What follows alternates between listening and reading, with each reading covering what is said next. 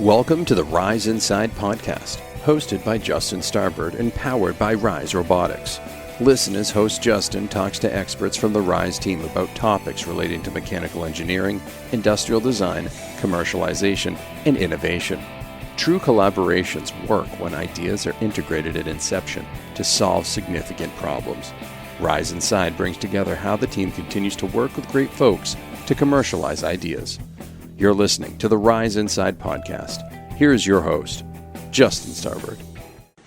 Welcome back to the Rise Inside podcast. My name is Justin Starbird, and today is kind of a neat deal. I get to the opportunity to bring on a couple of guests to continue and wrap up our series that we started back in July, centered around Disability Awareness Month, and actually has continued to talk about a whole host of different topics. But today, I get to welcome in Roland Mattern, the Director of Marketing for eSight Eyewear. Roland, so great to have you with me today. Yeah, good morning. It's a pleasure to be here. Thanks for having us. This is a really interesting topic. You sit in a really fascinating role. Do you want to tell me a little bit about eSight, and then we brought a guest with you today too? Absolutely. So maybe I'll start a little bit with my experience. I've only been with eSight for a year and a half, but I've spent about 20 years in ophthalmology and sales and marketing management. And what keeps me in ophthalmology is the impact that interventions can have on improving people's vision. And I've worked in surgical devices most of my career in ophthalmology, but I got to say, eSight, when I found eSight, and what I've discovered is the impact that this technology can have on its wearers is unbelievable. Where we can take people who, are dependent on others, who have lost central vision, and we can make them functional again with their vision, read 20/20, and live independent lives. So it's an amazing technology. And that's how you actually introduced us to Rosa Henderson, and she came to Rise, about I think now it's almost been 6 months. But she shared with us, her newfound abilities using eSight and working with you. For sure. And just a little bit about eSight as well, if I may. It's a neat organization with a great story in its foundation, because the founder and inventor of eSight, both his sisters had Stargardt disease, which is a juvenile form of AMD. So they lost their central vision quite early in life.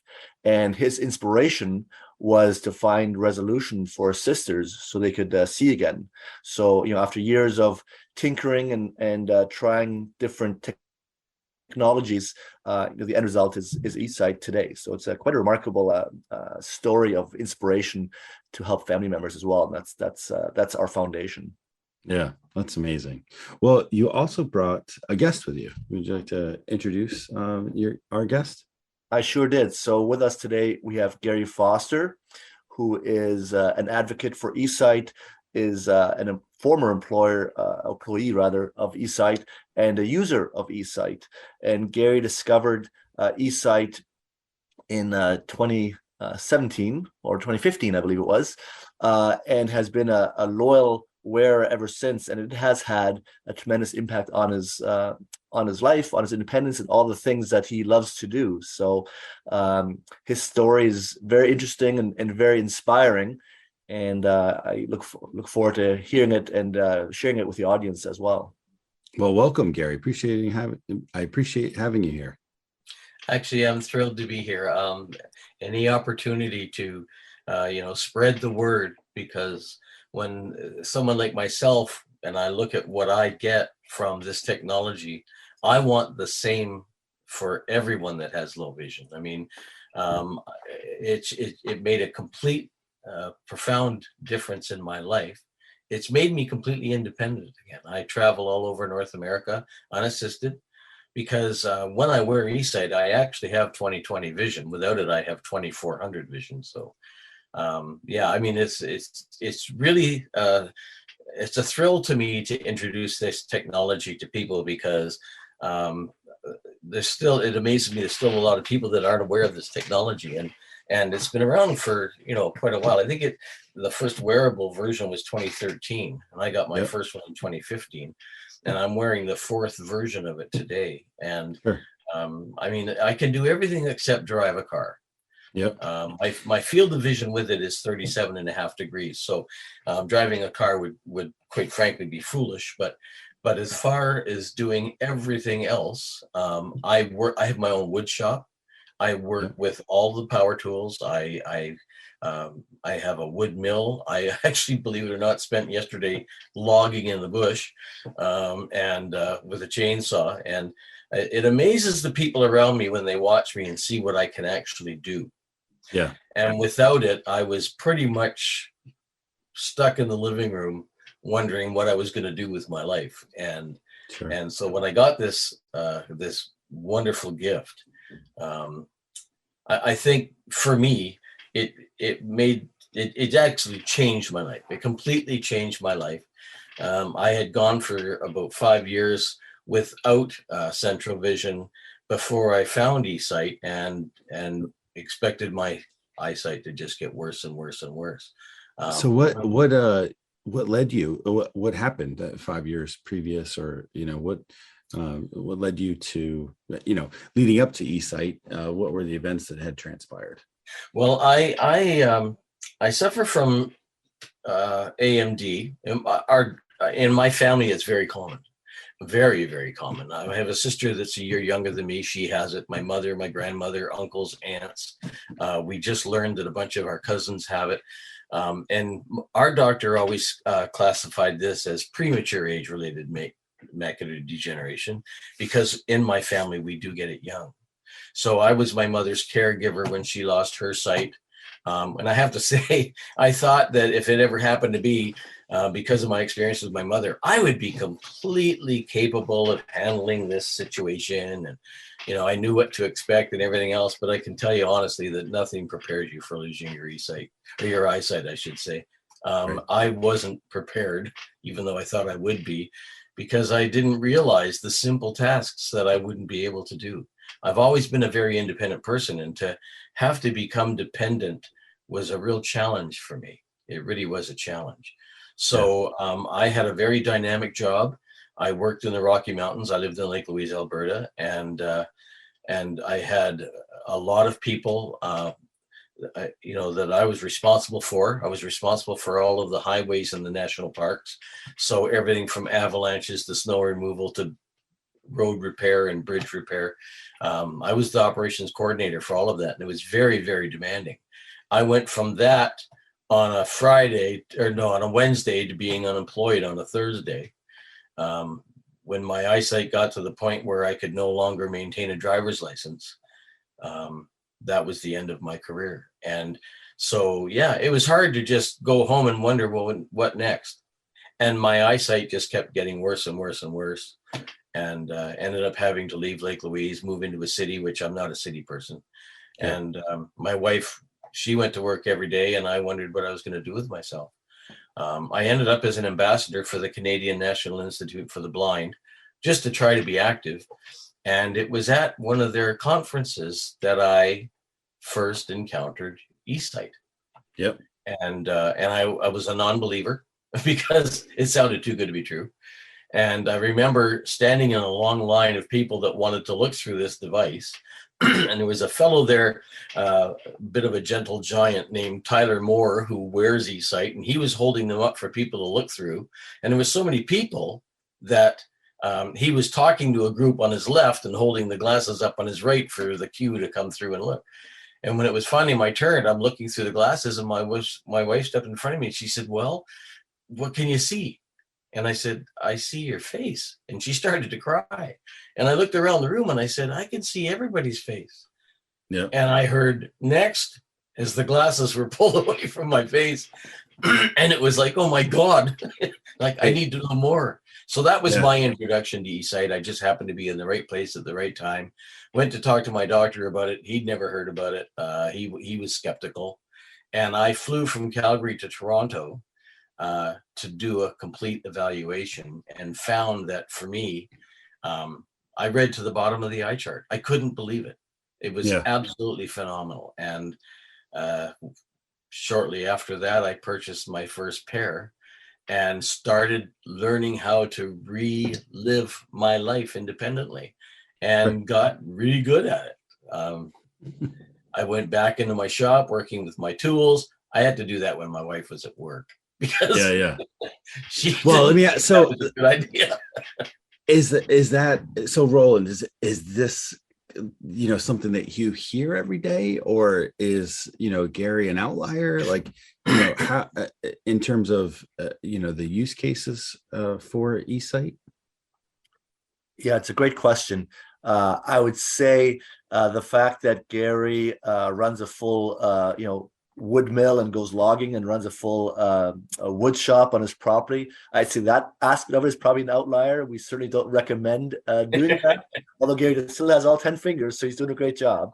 But the experience of being able to go from, legal blindness or worse vision to being able to read 20/20, recognize faces, be able to play cards again or garden or pursue whatever hobbies you have, watch your kids or grandkids at sporting events or at a live show. Those are all very, very common experiences for our users. So it is very impactful. There are certain kind of criteria that we screen for that either makes you a good candidate or not so good candidate. But with our screening, the actual success rate is quite high. And the first thing we test is just basic visual acuity at distance with a reading chart, recognizing faces, those type of things. And then we get more into activities of daily living, where you are looking out the window and reading street signs, or being able to recognize the license plate of the Uber you're about to go in. So those kind of experiences are very, very common for users of eSight. Well, that's pretty exciting. And Gary, you were mentioning some challenges. I mean, that must have, before learning of eSight, and having had a full range of vision previously, and then going to not having it, not only were you unable to do some of those tasks, but what did that do to some of the mental health that you were having to deal with? Well, I was a very active socially person. I was very involved in my community. I was the justice of the peace in Lake Louise for 28 years. I just was very, very involved in my community. And all of a sudden I was just sitting at home and wondering what I was going to do with my life. And I didn't think I was becoming depressed, but my family would argue. I was just quiet. When people would come over, I wasn't engaging like I normally would. Because if you're having a conversation with people, you judge how you are received by the look on their face. For me, when I would say something and I wouldn't get a response, I didn't know if they were happy about it or sad about it or offended by it or whatever. And it got to the point where you do start to withdraw a little bit. And my family certainly noticed that I wasn't as outgoing as I had been, even though I didn't really realize it as it was happening. Certainly by after a couple of years, my family was talking to me about it openly, saying, you just don't seem to be the same guy. And it was gradual. So I had to do some soul searching before I realized that, why am I not the same guy? And I think it was just simply because I wasn't as comfortable in a social setting as I had been. Mm-hmm. And I started to withdraw a little bit. And there wasn't a lot for me to do. Roland knows me as an incredibly active human being. Hey, I know you as an incredibly active human being, and I've only known you for like 24 minutes. Well, the thing is, I did so much when I could see. I was busier than the average bear, let's say. And it was all taken away. Like all of it was taken away. I used to have an airplane. I was a pilot.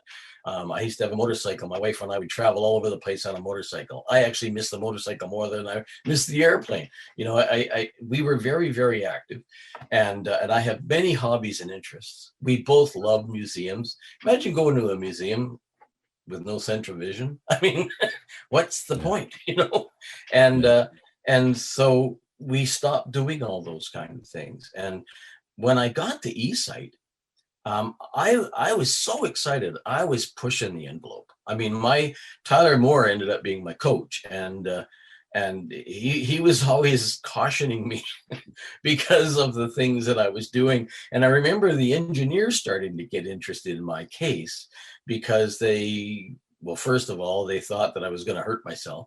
And then when I was saying that I was doing certain things, they would say, well, we're not going to tell people to buy eSight and you can go and do this. I said, absolutely not. I've been doing these things all my life. So I'm reintroducing this to my new found vision, which is why I still have all my fingers. But for someone that's, for example, never operated a chainsaw, if you wouldn't say to them, hey, get an eSight and you can go learn how to use a chainsaw, I would never, ever say that. But for me, I pushed the envelope. I wanted to do everything I did before, and I do, except drive. So that's just my world. And as I pushed the envelope, the engineers were so interested in my case, they actually started asking me questions, and I even got involved when they were getting ready to upgrade to a newer model. They brought me in, and it was fascinating to be involved at that level. What about the technology, Roland, allows folks to have success at varying degrees? I mean, of course, Gary might be the outlier in terms of how active he is, but that a lot, as he shared, pertains to previous experience when he had full range of sight. And so, what about the technology, allows folks, to be able to regain their vision, even if it's in a, I wouldn't say it's limited, because as Gary shared, he's at 20/20 now, but having a new range of sight available to them. Yeah, it's a great question, Justin. So as was already mentioned, the product is designed really for central vision loss. So AMD, you lose your central vision, but your peripheral vision is intact. And that's kind of the secret of the device and its design, is it works with your peripheral vision. So in its simplest form, you're wearing electronic glasses, and on the bridge of your nose is a camera, a high definition camera, and it captures the image that the wearer can no longer perceive with their natural vision. And then inside the glasses are two small OLED monitors, so two tiny TVs, one in front of each eye, close to the eye, kind of where your lenses of your glasses would sit. And that displays the central image that the camera is picking up. And the wearer uses the remaining photoreceptors in the periphery or the parafoveal area to process information. In essence, take that information and feed the brain, the visual cortex, and the brain then interprets the vision just like it would any other vision. And then, as Gary describes it, when he uses the device and manipulates the zoom and the contrast, the brain sort of overlays that central image over the blind spot. So where the scotoma is, where there's no vision, that blind spot simply shrinks away to where Gary can then recognize faces or read or do all those things. So it's really just a combination of camera monitors and a software algorithm that are the basis of the technology. But then there's all kinds of other factors you can manipulate to optimize the image. So brightness, contrast, zoom, all those kind of parameters that manipulate the digital image will enhance the ability for the wearer to see depending on their specific condition. So you still don't recommend, staring at the sun? Do not stare at the sun, no. So let me ask you. So Gary made a couple of other points, and I want to hit on those real quick, because he said that he received his first pair of glasses in 2015, and now you're on to your fourth iteration of enhancing the technology. How do you share this mission and for and share what you have available, and how do people find out about this, or you're the director of marketing, how do you have this outreach to folks that it could potentially, as in Gary's case, change their lives? Yeah, the company really started selling direct to consumer using a digital advertising means to find the potential user, and then doing demonstrations to see if it works for them. That model, the acquisition cost is quite high, and the challenge with this too is when you find one potential consumer And even if they decide that technology is right for them and they purchase, well, congratulations, you found one person, now you're starting all over again, which drives obviously acquisition cost up. Yeah. One of the things that all these individuals have in common, however, if they have visual impairment, central vision loss, AMD, whatever the disease state may be, that is impacting their visual ability, they all are in the care of either an ophthalmologist or an optometrist. And so we've really had a significant shift in our efforts in the last 18 months, and that's part of the reason why I'm here, is to really drive awareness in the healthcare professional recommendation channel. So when a ophthalmologist, as an example, sees someone like Gary and they're treating AMD with anti-VEGF injections or monitoring disease progression, as the case may be, when they hit a certain visual acuity where eSight can be helpful, we want them to go, hey, this could be a great candidate for eSight, and refer to us. So we've set up a whole telehealth program where physicians literally just can refer us a patient. We will reach out to them. We'll do a quick screening to make sure they're a good candidate, and of course that they want to try eSight. And if they do, we'll send them a device right to their home and do a telehealth experience, about an hour with a specialist, teach them how to use the device, see if it works for them, see how they want to use it, give them some tips. And then we let them use it for a few days in their real world environment to make sure it suits their objectives. And then they have a decision to make whether it's for them or not. And the reason we set that up is one of the unfortunate realities in physicians' clinics is they are busy. There's no shortage, unfortunately, of AMD patients, especially. So they don't have the time to really work with a product eSight because it takes about an hour. They're busy, diagnosing and treating disease through a variety of methodologies. So this way, we can partner with them and take that burden out of their clinic and take good care of their patients outside the clinic and expose them to technologies like ours. So we've been really focusing on that. So we've been attending key ophthalmology conferences to drive awareness just through these trade shows. We've also been doing digital reach out to the physician channels, and we're slowly building that as we grow.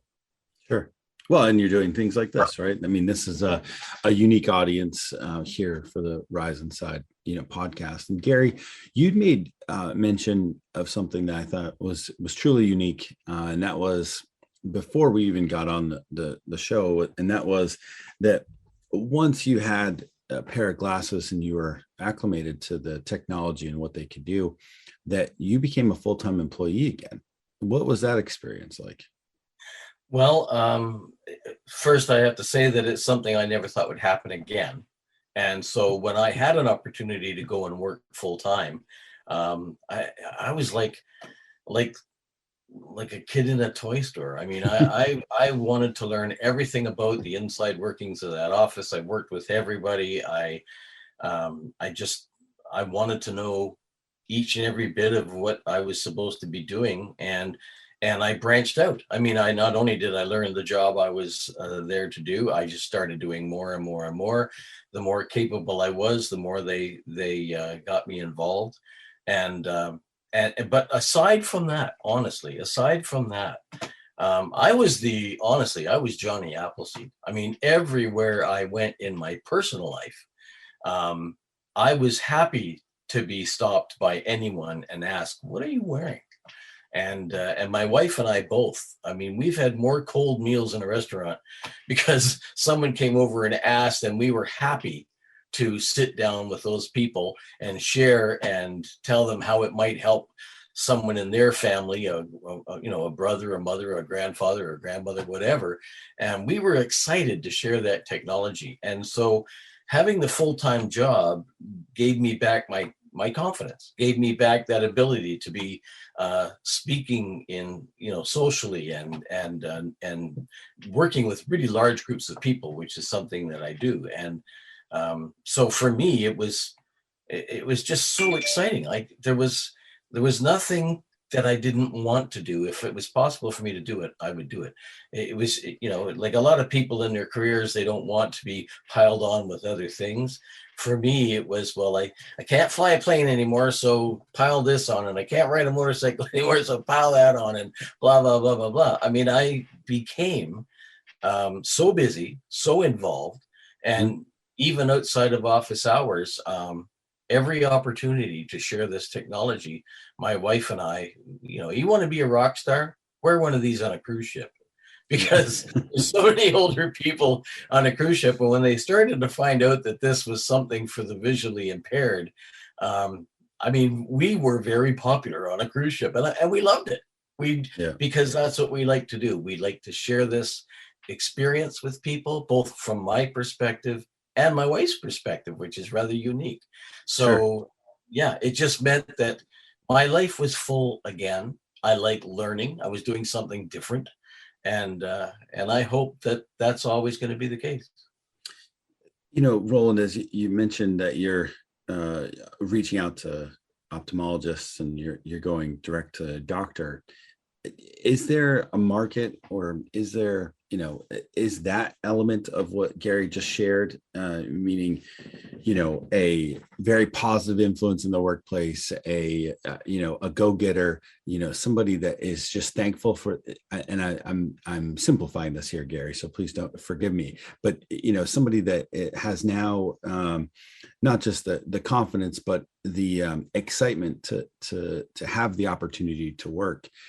Are those things that you hear often? Is there, corporate programs that are available that you've seen, or, what are some ways that I know eSight has obviously benefited greatly from this, and so has Rise, with both Rosa Henderson and Ken Gray, the director of product here at Rise. So, are you seeing other examples of that and other relationships that have developed?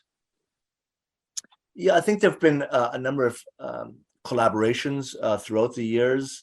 Dell Computers, as an example, did a program with eSight where they granted actually a number of units to kids in Texas. We work with a number of charitable foundations, CNIB in Canada being one of them, where we promote our products and make sure we do get the word out. And people like Gary and other users, they all have very compelling stories to tell. So we try to capture those user stories as well.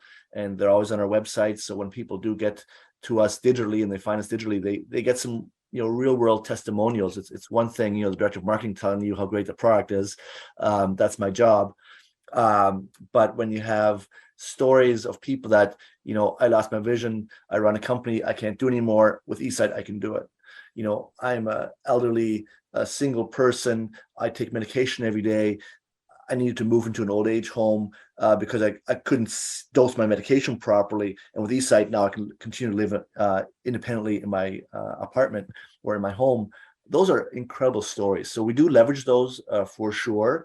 But with physicians, you also need to have some clinical data, prove to me that this works. And so we do have a clinical study that was done a number of years ago that demonstrates, hey, we have a 7-line improvement in reading. That's phenomenal. 7 lines. Most therapies in AMD, they give you a few letters.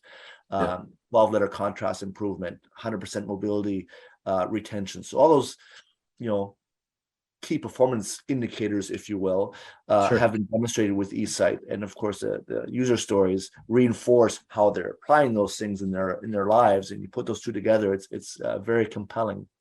And the funny thing is, when we're on conference, and Gary can attest to this because he's been with us at several of them recently, is physicians don't believe it works. So it's impossible. It can't work because they're not familiar with the technology, and their first thing is to doubt it, which is what they should do. Prove to me it works before I engage patients with it. So we've had some great conversations as well in the last year and a half with a number of physicians who've then become referral partners because they're so impressed with with the product, with stories of our users like Gary's, and then seeing, they actually have clinical data to back this up, and then slowly they refer to us a patient or two, and then they wait to hear some feedback because we really do take very good care of those people that they refer to us, and then they gain their confidence and they become wonderful partners in bringing us their patients who can benefit from eSight. So it's been it's early stages, but it's been a very symbiotic experience for everybody involved so far. That's so cool.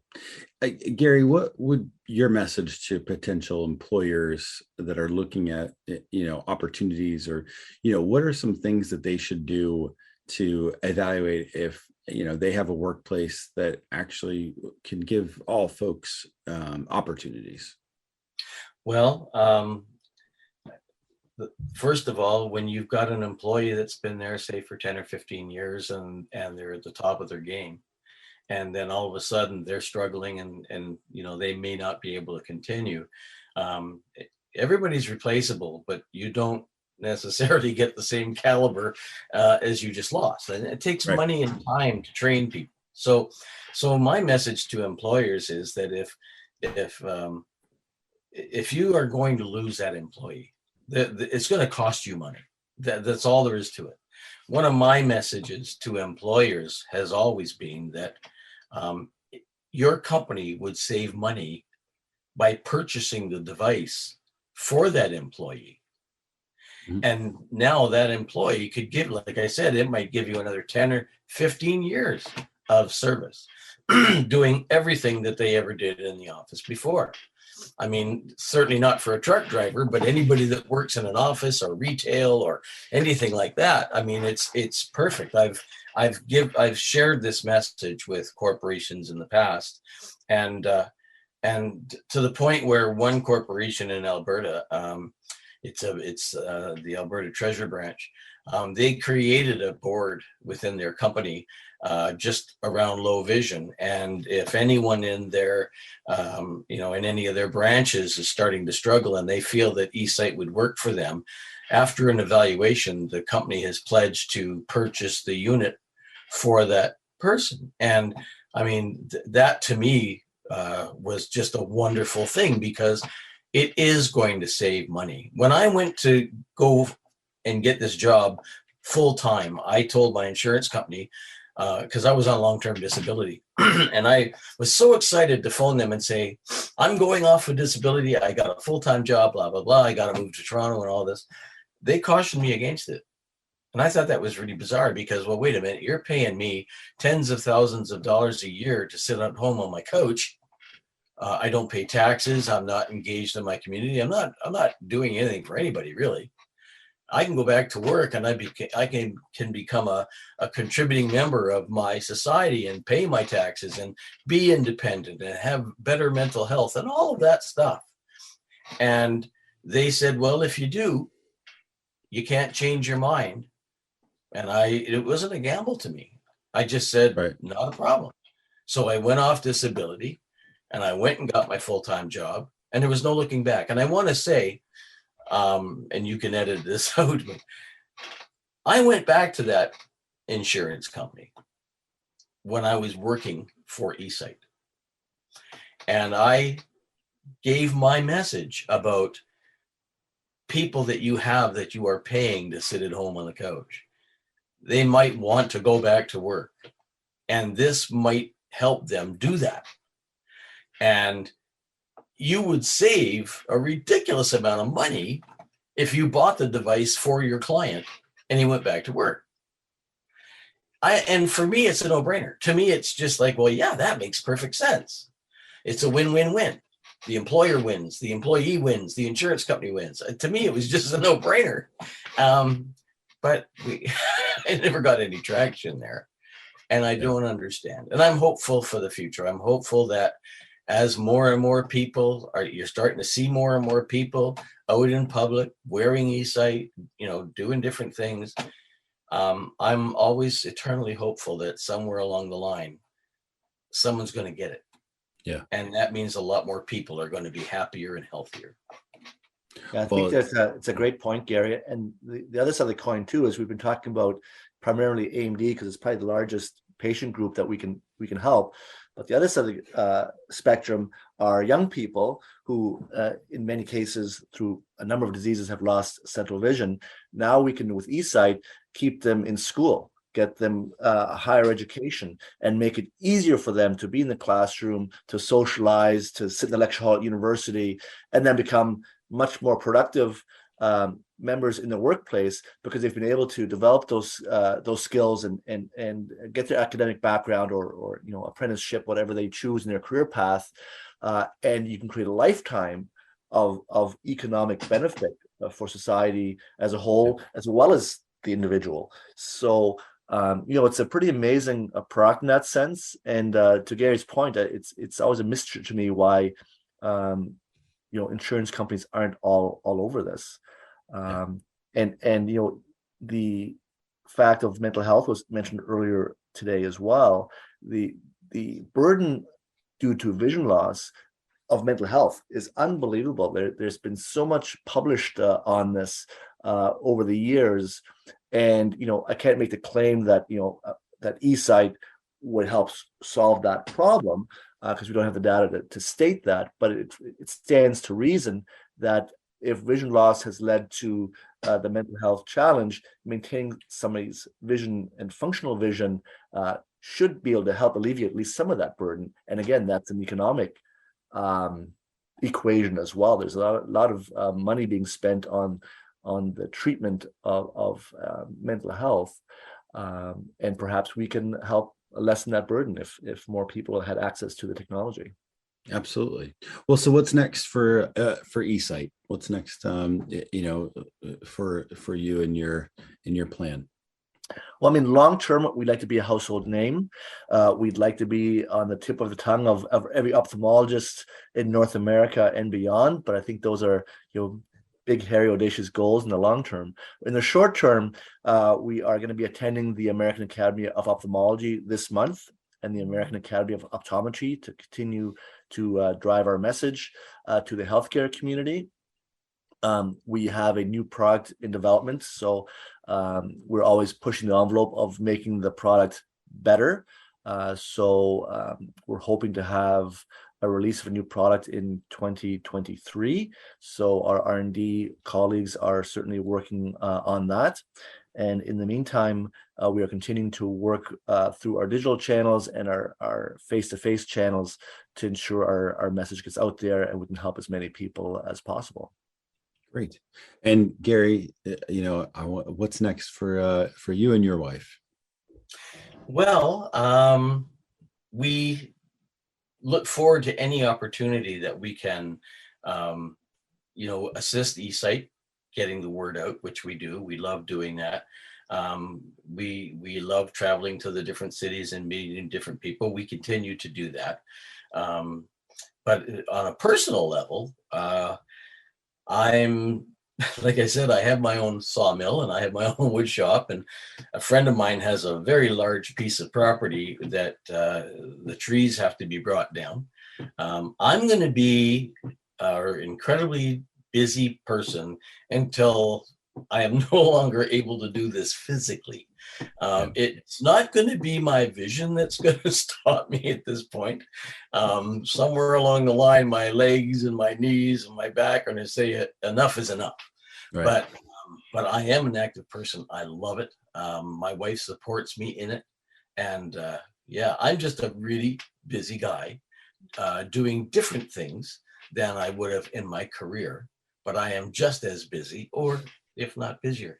I'd like to add something, though, about the conferences. When I first started to go out to conferences and meeting with doctors, I was always amazed at, why haven't you heard of this product? It's in medical journals and this kind of stuff. And I was surprised, And then the next step was they were always so incredibly skeptical. I understand that. But what's happening now is so gratifying. Doctors are coming looking for us, wanting to know more. And to hear a doctor say, for example, man, I have 10 patients right now that I can't do anything for, and I would love to introduce them to this technology. I need to know more. When we're starting to hear that now, I honestly, speaking for myself in my involvement at these conferences, I really feel like I'm accomplishing something. And that's wonderful, because I'm more into what it does for that client than for the doctor or even eSight itself. I mean, my message is, here's this technology. Let's get it into the hands of the people that can use it. And I'm starting to hear more encouragement from doctors, and Roland would agree with me. I mean, it's so gratifying to have a doctor come up and be all excited because he's heard about this. He comes and he talks to us about it. We'll do a demo, and he's excited to go back to his practice and get the word out. That's great. I think we're definitely gaining ground here. Well, I'm appreciative that you've each been able to share, not just your story, but also the mission of what's going, what you're doing, how it's helping folks all over North America, and how employers can really start to take advantage of this. I mean, I appreciate, Roland, thank you for joining me today. Gary, I appreciate you joining me today. Pleasure. Yes, my pleasure. And if any of your listeners want to learn more about eSight, they can visit our website at www.eyewear.com. There's tons of information on the product. There's user stories, a little bit about the company, and something about the various retinal diseases that impact central vision as well, if they want to learn a little bit more. So please come visit us and reach out anytime. That's awesome. I also want to say special thanks to our Chief Product Officer, Ken Gray, and Rosa Henderson here at Rise, who, really initiated this entire series. We have been celebrating Disability Pride Month, which was in July, but we've extended it because there's really, no end in sight, and that a disability shouldn't mean that there shouldn't be an opportunity. And so here at Rise, it's something that we're working really hard on, and appreciate both of you being able to share your stories, and for all my other guests that have shared, their opportunities as well. You've been listening to the latest episode of the Rise Inside podcast. On behalf of Roland Mattern, the Director of Marketing for eSight, and Gary Foster, I'm Justin Starbird. Until next time. You have been listening to the Rise Inside podcast, presented by Rise Robotics. On behalf of our guest today and host Justin Starbird, thank you for listening. Please share your feedback on our LinkedIn page